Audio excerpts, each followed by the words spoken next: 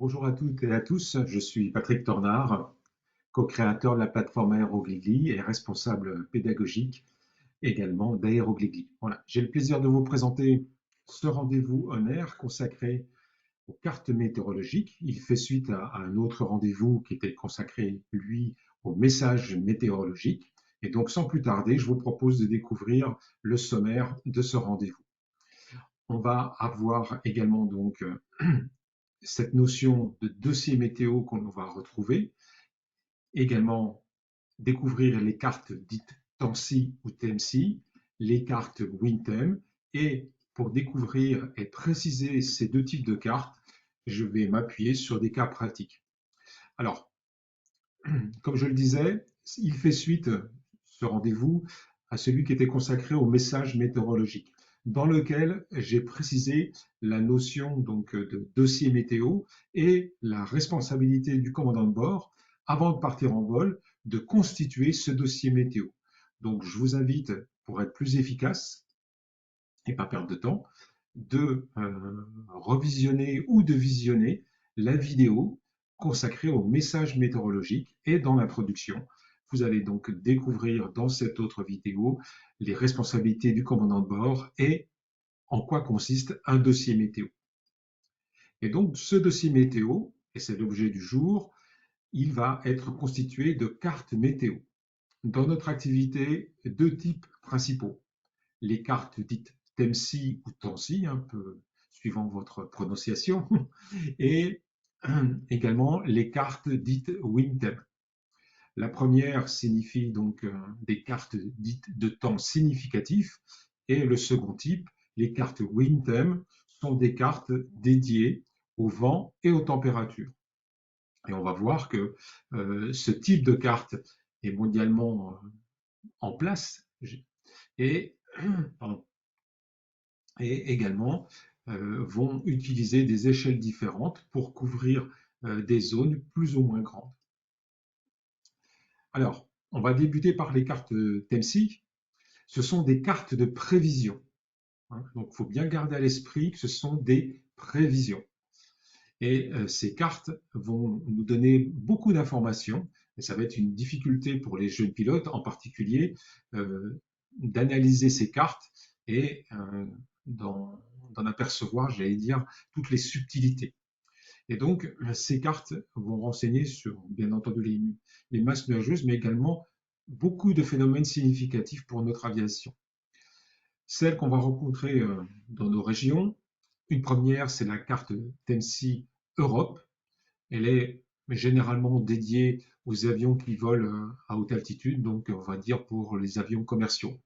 En revanche, pour notre activité et pour prévoir des navigations qui pourraient durer sur quelques jours, il est intéressant d'étudier également la carte TEMSI Europe occidentale, qu'on appelle également TEMSI Europe. Et puis pour notre activité en France, eh bien, il s'agit de la carte TANSI France, qui est vraiment dédiée au vol à vue et à l'aviation légère. Alors, pour nous, comme je l'ai dit, on va s'appuyer sur les cartes TANSI Europe et la carte TEMSI France.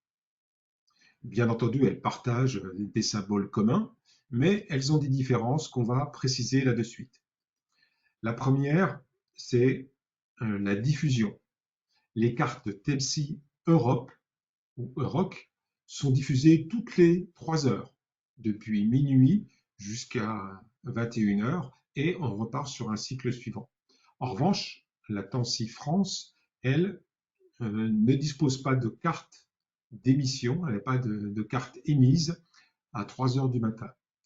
Il y a une carte qui est émise à minuit, hein, qui est relativement récente, à la demande des pilotes VFR, puisque je vous rappelle qu'on peut réaliser du vol en conditions VFR de nuit.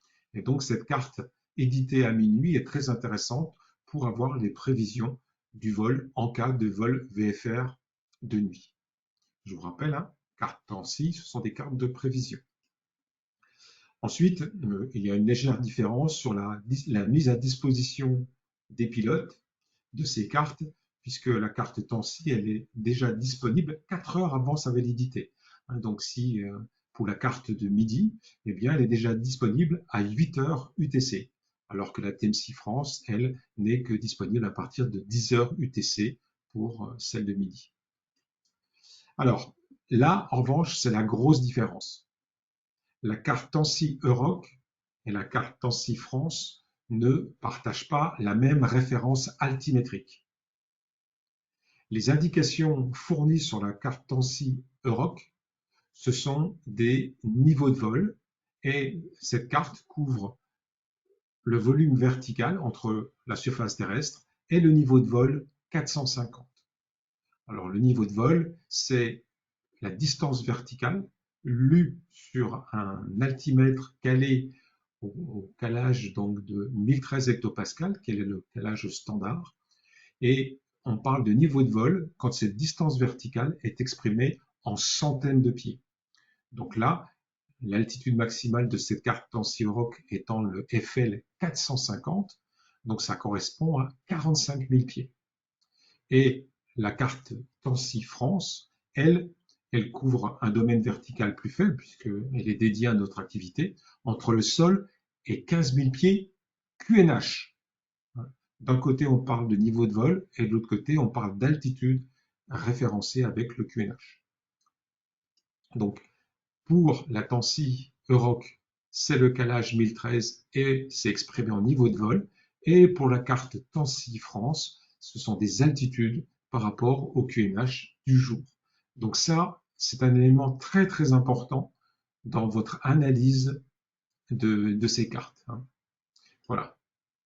Altitude, niveau de vol et altitude en QNH pour ce qui concerne la TMC France. Après, elle partage bien entendu des symboles communs. Les vitesses qui sont indiquées sont en E et les pressions éventuellement indiquées également en hectopascal. Alors, comme je vous l'ai dit, ces cartes temps-ci sont très riches. Elles vont renseigner sur la nébulosité, c'est-à-dire la quantification de la couverture nuageuse. Et, c'est un petit rappel, cette couverture nuageuse est exprimée en octas. Et donc, le ciel est, j'allais dire, segmenté en 8 parties, d'où leur nom de octa. Et en fonction de la présence des nuages, eh bien, on va voir qu'on va avoir une progression de cette nébulosité en fonction de la présence des nuages. Et pour exprimer cette nébulosité, 4 valeurs types. La première signifie qu'il y a peu de nuages. À ce moment-là, la présence de ces nuages ne couvre que 1 à 2 octas. Ensuite, on a le terme épars, en anglais scattered. Là, le ciel se charge un peu plus puisque les nuages occupent de 3 à 4 octas. Ensuite, on a le terme fragmenté qu'on va rencontrer sur les cartes avec BKN, en anglais donc broken. Et là, le ciel va se charger encore plus puisqu'il va compter jusqu'à 5 à 7 octas. En quelque sorte, on ne voit plus que des tout petits bouts de ciel bleu. Et puis, quand tout le ciel est couvert de nuages, on parle donc de couvert, et le terme qui sera présent sur les cartes sera OVC pour overcast. Voilà, ce tableau est primordial également à retenir dans votre carrière de pilote. Autre paramètre indiqué sur les cartes temps-ci, la visibilité horizontale. Alors, sur la carte temps-ci Euroc, pour ne pas la surcharger, elle n'est pas indiquée. Elle ne sera indiquée que sur les cartes temps-ci France. Et pour rendre plus simple ces cartes, elle va être marquée par des indices. V0, pour une visibilité comprise entre 0 et 1,5 km. V1,5, cela signifie que la visibilité horizontale dans la zone est comprise entre 1,5 km et 5 km. Ensuite, V5, donc entre 5 et 8. Et enfin, V8 pour des visibilités horizontales supérieures à 8 km. Ensuite, élément important également qui est donc fourni sur ces cartes temps-ci, l'isotherme zéro. ça se matérialise de la manière suivante. Sur la carte Tansi Euroc, on a un petit rectangle qui va comporter 0 degré et 0,90. Et pour la France, on peut avoir également la température de moins 10 degrés qui va être indiquée. Et donc, sur l'exemple que je viens d'afficher, 0 degré est à 2500 pieds QNH et moins 10 degrés se rencontre à 13 000 pieds QNH. Donc faites attention, hein, cette expression 0,25 et 130 sur la carte TMC France peut prêter à confusion. Ce ne sont pas des niveaux de vol, je le répète, mais bien des altitudes, hein, avec donc un altimètre calé au QNH. On peut rencontrer également ce type d'extrait, celui où j'ai indiqué XXX, donc la température de moins 10 degrés. Elle est présente, mais au-delà de la limite supérieure, au-delà du plafond pardon, de la carte TMC. Donc quand vous allez avoir l'indication XXX, c'est que le paramètre en question, il est au-delà de la carte présente. Ensuite, on va avoir la frontologie, c'est-à-dire les types de front. Je vous rappelle qu'il y a 4 types de front: froid, chaud, occlus et stationnaire. La présence, et c'est très intéressant, de turbulences et également de vents forts, des précipitations, qu'elles soient sous forme d'averses ou de pluie continue ou de neige continue, de grésil ou de grêle. Oups. Également la présence de brume et de brouillard, comme la présence du givrage. Là, quand on parle de givrage, c'est du givrage cellule, c'est-à-dire le givre qui pourrait se déposer sur votre aéronef et donc le rendre difficilement pilotable. Alors, lorsqu'on fait du vol à vue, on respecte des conditions météo qui font en sorte qu'on se situe à l'extérieur des nuages et donc, en général, on n'est pas soumis au risque de givrage. J'ai bien dit en général. Vous allez voir dans les cours qu'on peut avoir des pluies qu'on appelle surfondues qui peuvent provoquer ce type de désagrément, voire donc j'allais dire de difficulté du vol ou le givrage cellule. Et donc c'était la pluie surfondue. Et puis la présence d'orage. Ce sont donc tous ces éléments que vous allez pouvoir rencontrer sur les cartes Tansi. Donc ça va les rendre effectivement, en fonction de la présence de ces éléments, très riches, et il faudra bien, j'allais dire, en extraire toutes les informations pour la sécurité de votre vol. Alors, voici un extrait, c'est une carte Tansi France, et on voit que elle est très riche, hein, puisqu'elle comporte beaucoup d'informations. Et on va essayer, on va pas essayer, je vais vous détailler une grande partie de ces symboles. Alors, sur les cartes Tansi, on va avoir des zones marquées par ce petit liseré en forme de nuage et de mouton qu'on appelle une ligne festonnée. Et donc, à l'intérieur de cette zone, on va avoir les paramètres dont on vient de parler, nébulosité, précipitation, etc., s'ils sont présents. Donc, ligne festonnée, c'est une zone qui regroupe des phénomènes caractéristiques. Je vais donc illustrer ce propos avec une zone que je vais griser. Donc là, c'est une zone complète, en partie fermée, puisque la partie ouest n'est pas visible, mais c'est une zone donc, qui regroupe un certain nombre d'informations. La difficulté, lorsqu'on a des cartes aussi riches, c'est d'en faire, j'allais dire, le tour, en ce sens où il va falloir isoler chacune des zones festonnées. Donc là, c'est un premier exemple. Je vais griser une autre zone festonnée.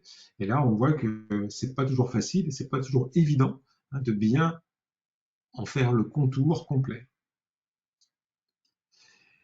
À ces zones et à ces lignes festonnées peuvent être présents, selon la météo, des lignes fines discontinues qu'on va considérer comme des sous-zones du premier ensemble qu'on vient d'étudier. Et donc, ces lignes fines discontinues, ces sous-zones, là je viens d'en illustrer une, elles vont porter un indice avec une lettre. Et cette lettre, vous allez regarder sur le côté droit de la carte à quoi correspondent les phénomènes dans cette sous-zone. Voilà, donc je viens d'encadrer les différentes sous-zones qui sont présentes sur cette carte, marquées par des lettres A, B, C, D, etc. On a également, pardon, sur les cartes Tansi France, des zones où il y a du vent fort ou des turbulences.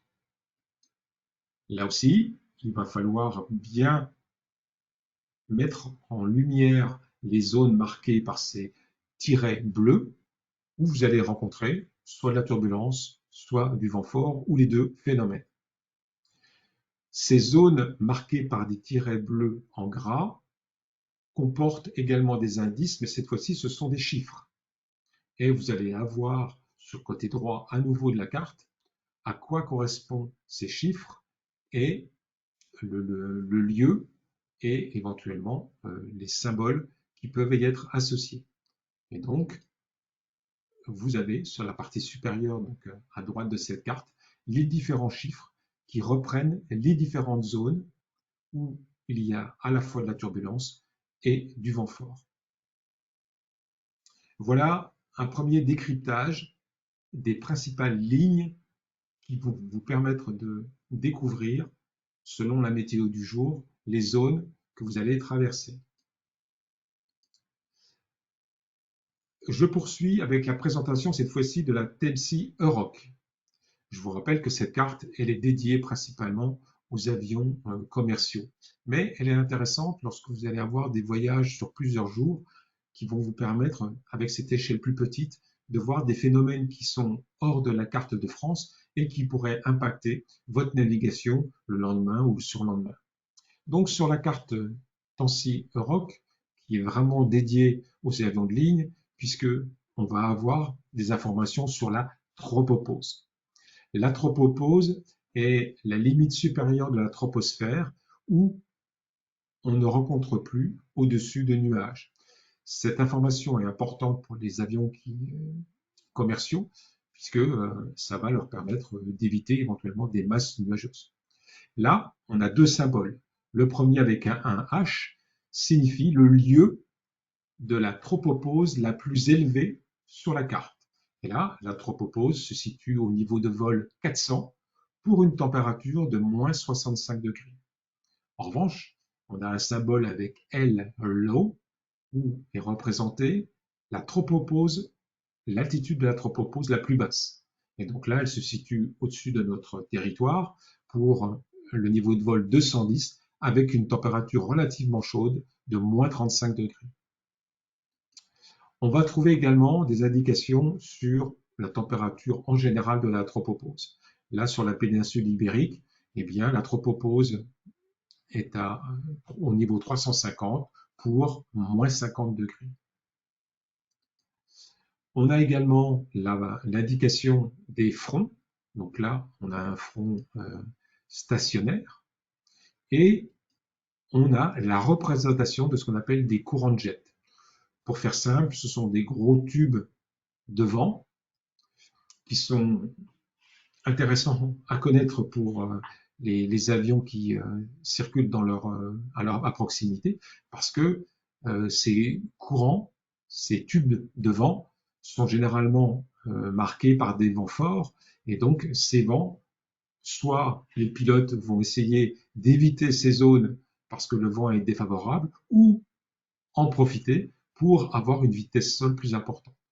Et là, l'extrait que j'ai mis en lumière montre un courant de jet marqué par ce trait vert et par l'intensité du vent qui est présent. Là, le vent est de 90 nœuds. Donc, on voit qu'au final, cette carte, elle est vraiment dédiée à l'aviation commerciale.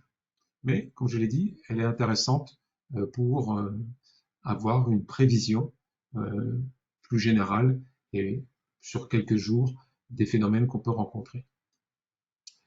Alors, maintenant, c'est le mauvais aspect de cette découverte des cartes Telsi, puisque, comme je vous l'ai dit, elles sont très riches et il y a beaucoup de symboles à connaître. Et oui, il va falloir connaître ces symboles pour bien extraire toutes les informations et bien analyser ces cartes. Donc, ces symboles, je vous en mets quelques-uns ici, je vais même en ajouter. J'allais dire que ceux qui sont présents à l'image, ce sont les symboles à connaître et à connaître par cœur.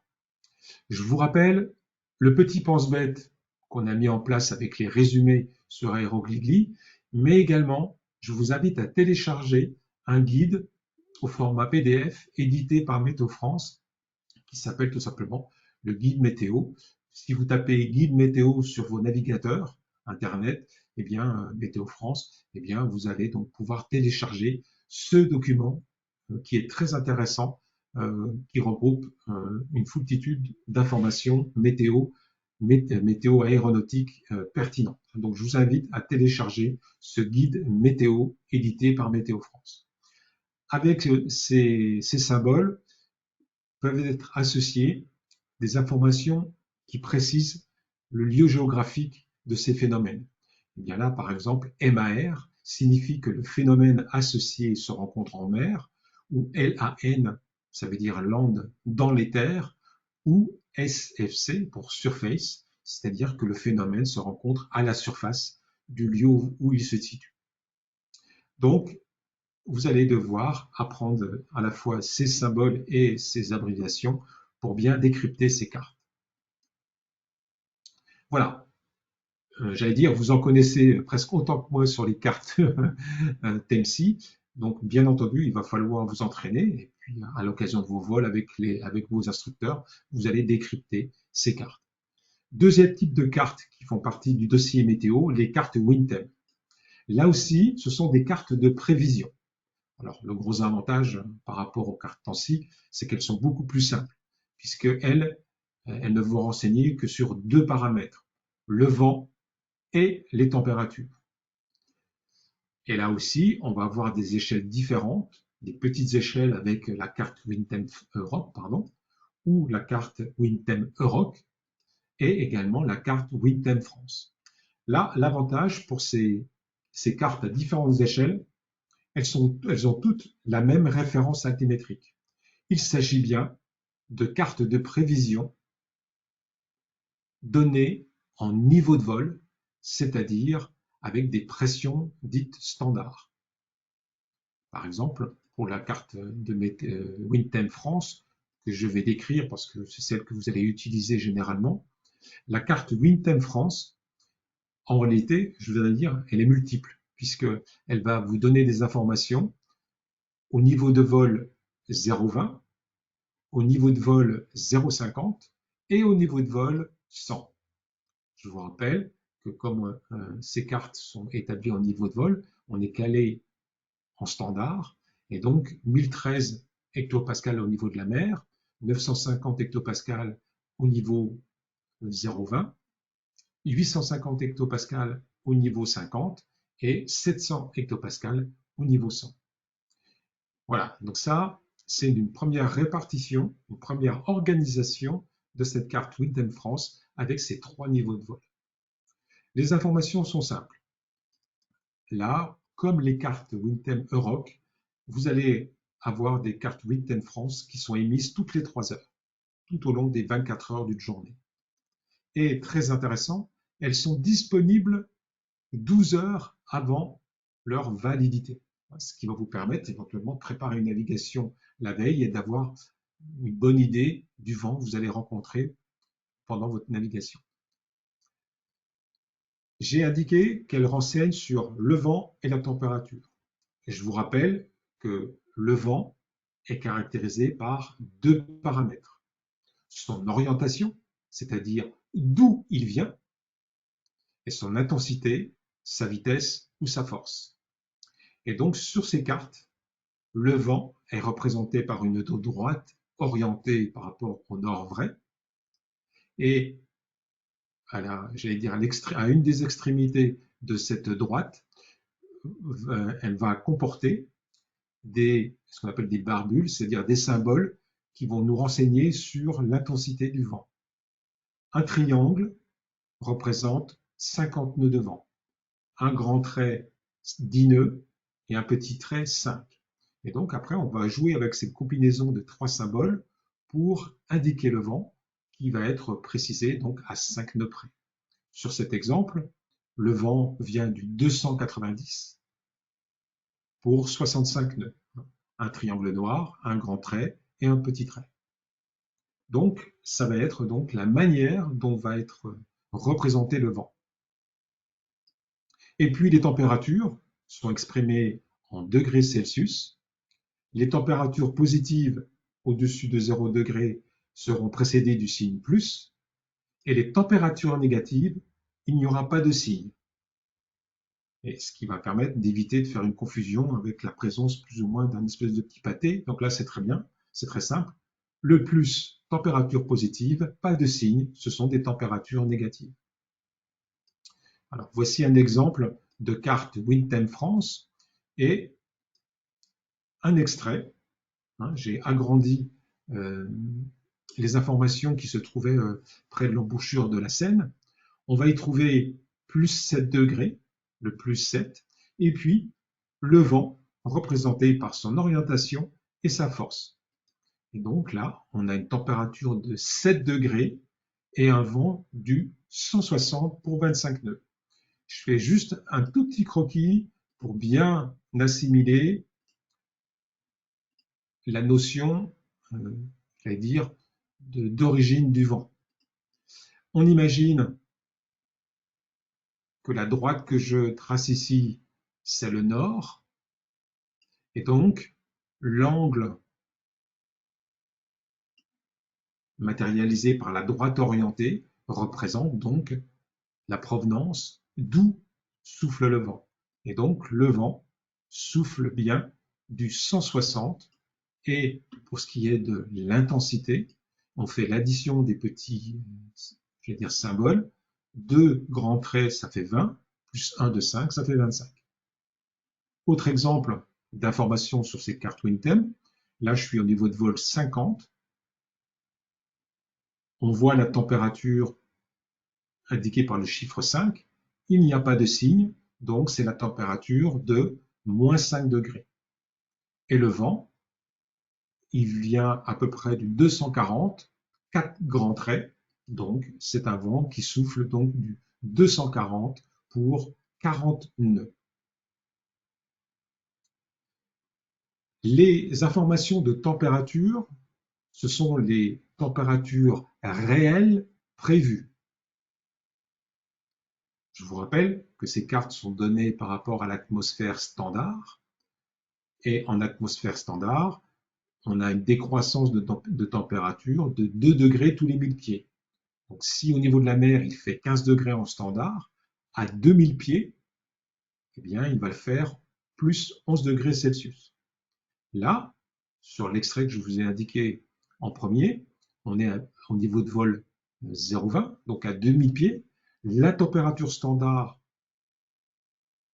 est de plus 11 degrés Celsius, mais la température prévue, réelle, on va dire, elle n'est que de plus 7 degrés Celsius. Donc il y a un écart aujourd'hui entre la valeur standard de température à 2000 pieds et la température prévue à 2000 pieds. Il est de 4 degrés. On indique à ce moment-là qu'on a un delta ISA, ISA étant l'acronyme de International Standard Atmosphere, c'est-à-dire l'atmosphère standard. Donc on a un delta, un écart de moins 4 degrés. Donc on est en atmosphère froide aujourd'hui, puisque la température réelle prévue est inférieure à la température standard au niveau de vol 0,20. Cette information est intéressante à la fois pour les performances de nos aéronefs, mais également pour les écarts qui pourraient exister entre la réalité, j'allais dire, et les valeurs indiquées des instruments de la chaîne anémobarométrique classique, c'est-à-dire anémomètre, altimètre et variomètre, dans leur format classique, sont bien entendu étalonnés par rapport à la standard, Mais quand on n'est plus en standard, eh bien, ils amènent des imperfections, des erreurs, des écarts. Et donc, c'est intéressant de connaître l'écart de température que l'on va avoir entre la température standard et la température réelle. Donc là, je vous rappelle qu'au niveau de vol 0,20, on a un delta ISA de -4. Au niveau de vol 50, je devrais avoir la température de +5 degrés Celsius. Et là, on voit qu'il fait -5 degrés Celsius. Donc, j'ai un écart de 10 degrés de -10 degrés. J'ai un delta ISA, donc de -10 degrés. Donc, je suis bien en atmosphère froide aujourd'hui, ce qui est intéressant pour les performances de ma machine, mais en revanche, qui est plus préjudiciable pour les indications des, des appareils de la chaîne anémobarométrique, où ils vont sous-estimer l'altitude réelle. Voilà. En complément de ces cartes, il m'a semblé intéressant de vous présenter d'autres supports qui sont également des cartes. Mais avant, il est intéressant de mettre en parallèle la carte Tansi et la carte Wintel. Sur la carte Tansi, on a ce qu'on appelle une dépression et également une occlusion. La dépression est indiquée ici par la lettre L et entre parenthèses 997 et la croix. C'est-à-dire que la dépression est physiquement au lieu indiqué par la croix avec une pression de 997, donc qui est bien inférieure à 1013. Et puis, je vais l'encadrer grossièrement. On a un front en particulier, hein, un front dit occlus, donc une occlusion. Et il est intéressant de mettre en parallèle ces deux types de cartes. On met en lumière la rotation des vents dans l'hémisphère nord. C'est-à-dire que si je me situe à l'ouest de la dépression, je vois que j'ai des vents orientés au nord, que si je me place au sud de la dépression et au sud de l'occlusion, j'ai des vents qui soufflent de l'ouest. Si je me mets dans l'est de l'occlusion et de la dépression, je vois que j'ai des vents du sud. Et si je me mets au nord de la dépression, je vois que j'ai des vents d'est. Et donc, ça met bien en lumière le sens dans lequel tournent les vents, et ce sont des éléments très pertinents pour votre navigation. Ça vous permet d'appréhender la dérive que vous allez pouvoir rencontrer également. Voilà pour ce comparatif entre Temsi France et Temsi et Wintel. Et comme je le disais, je complète avec d'autres cartes. Sur le site géré par Météo France qui s'appelle AeroWeb, où je vous invite, je vous conseille même à créer votre compte, vous avez un élément très pertinent qui s'appelle les coupes trajets. C'est ce qui va vous permettre d'avoir une coupe verticale, là, j'ai mis entre la région parisienne et Perpignan, et ça va vous afficher tous les phénomènes ou au choix ceux ou celles que vous voulez, les informations que vous voulez mettre en lumière, et dans le plan vertical. Donc c'est vraiment complémentaire des cartes Tansi et Wintel.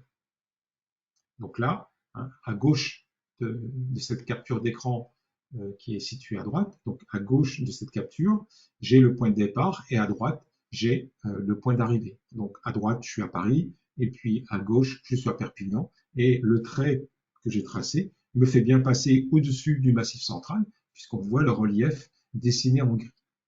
Donc très intéressant, la carte, donc la coupe trajet sur le site AeroWeb. Complémentaire également, le site Ogimet.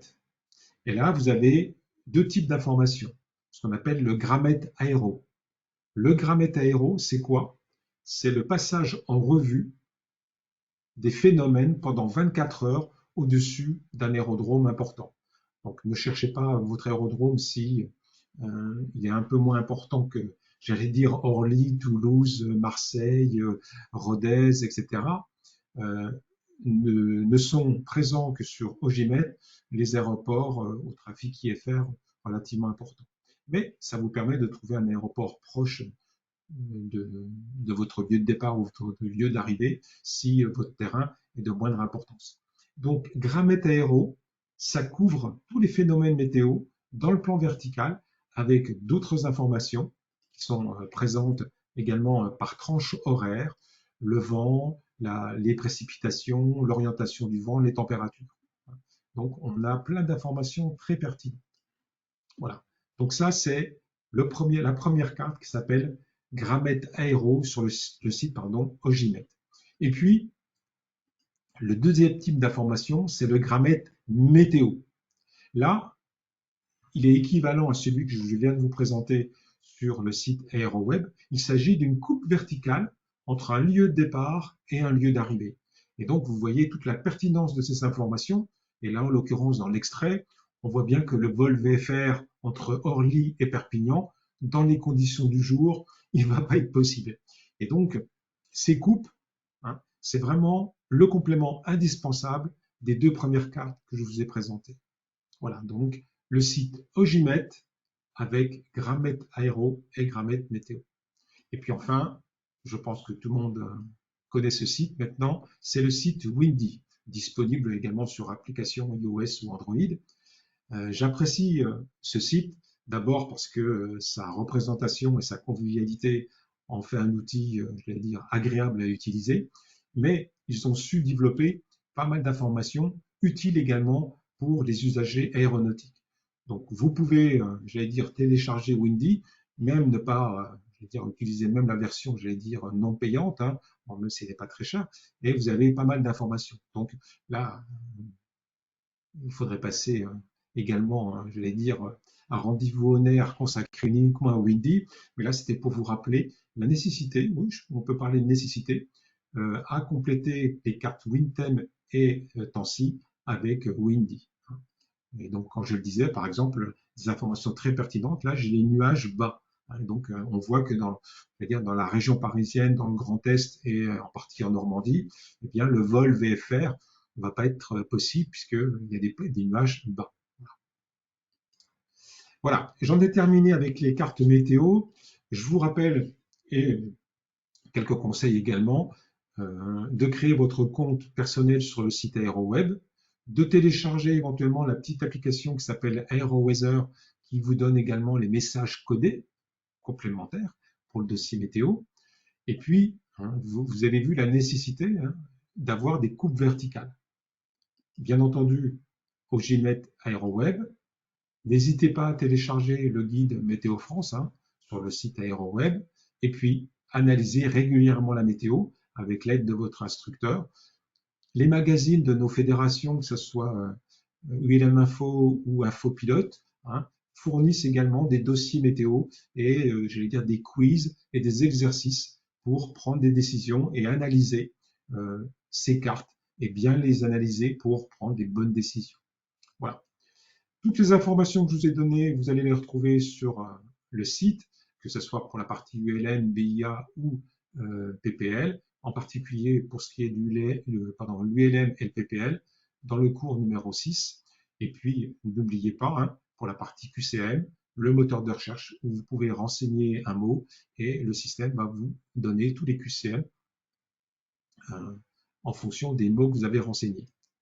Et dernier petit conseil, n'oubliez pas de télécharger des résumés de cours qui, comme leur nom indique, vont vous permettre d'avoir la quintessence du cours. Voilà. Prochain rendez-vous, ce sera le mois prochain. Ça sera donc consacré aux instruments anémobarométriques le mardi 20 juin. Vous retrouvez cette vidéo, bien entendu, sur la chaîne YouTube et d'autres vidéos qui sont déjà enregistrées et qui vont être, bien entendu, disponibles.